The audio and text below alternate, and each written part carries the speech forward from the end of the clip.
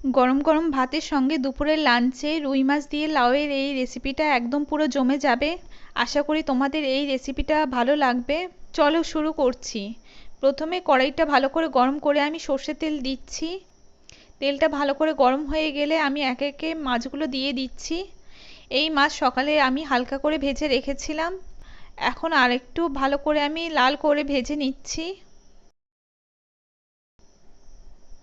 দেখো লাউগুলো আমি এরকম ছোট ছোট পিস করে কেটে নিয়েছি এবং আলুগুলোও কেটে নিয়েছি।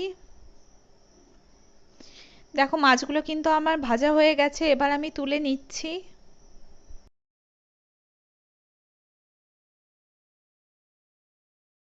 দেখো ভালো করে ব্রাউন করে আমি মাছগুলো ভেজে নিয়েছি। এবার আমি ওই তেলেই জিরে ফোড়ন দিচ্ছি। আমি একটু বেশি পরিমাণেই জিরে দিয়েছি। এই ভাজা জিরে আমি তুলে রাখছি। এই ভাজা জিরে তরকারি নামানোর সময় আমি লাস্টে দেব, তাহলে কিন্তু তরকারির স্বাদটা খুব সুন্দর লাগবে। ওই তেলেই আমি আলুগুলো ছেড়ে দিচ্ছি।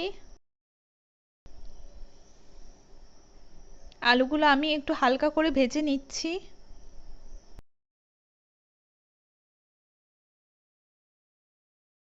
এবার আমি লাউগুলো দিয়ে দিচ্ছি।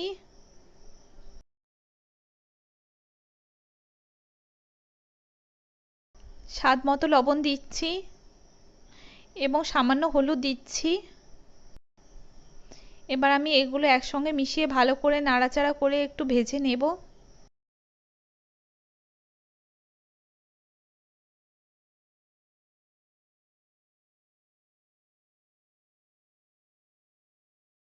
চারটে কাঁচা লঙ্কা আমি চিড়ে দিলাম।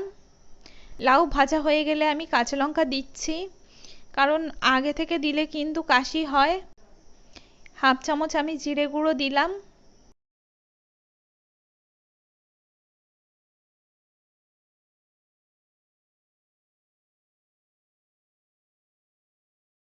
সামান্য একটু জল দিলাম।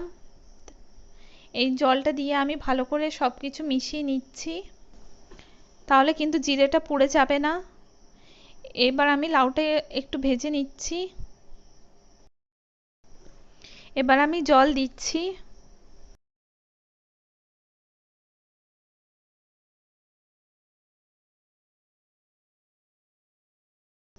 তারপর লাউয়ের তরকারিটা একটু উতরে গেলে আমি স্বাদ মতো লবণ দিচ্ছি। আমি আগেও লবণ দিয়েছিলাম, সেই আন্দাজ অনুযায়ী লবণ দিলাম এবং হলুদ দিচ্ছি। সব কিছু আমি ভালো করে মিশিয়ে নিচ্ছি। এইভাবে তরকারিটা ভালো করে ফুটে গেলে তারপর আমি 7 থেকে 8 মিনিটের জন্য ঢাকা দিচ্ছি।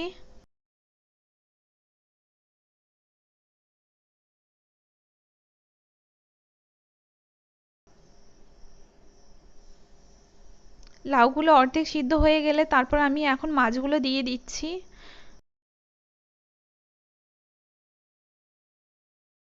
মাছগুলো দিয়ে আমি আরও 5 মিনিটের জন্য ঢেকে দিচ্ছি।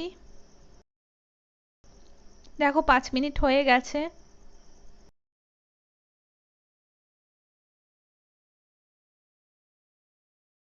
লাউ এবং আলুগুলো কিন্তু আমার গলে গেছে।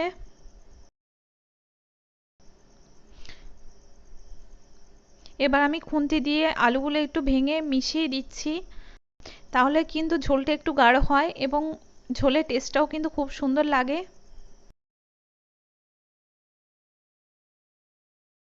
এবার আমি যে ভাজা জিরেটা তুলে রেখেছিলাম সেই ভাজা জিরেটা আমি বেটে নিয়েছি, সেই মশলাটা এখন আমি দিয়ে দিচ্ছি। তার সঙ্গে আমি কিছু ভাজা গোটা জিরেও রেখেছি।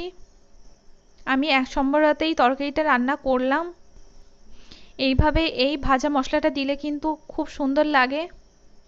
তোমরা এইভাবে যদি রান্না না করে থাকো, এইভাবে অবশ্যই একবার রান্না করে খেয়ে দেখো। আমি গ্যারান্টি দিয়ে বলতে পারি এইভাবে তোমাদের অবশ্যই ভালো লাগবে।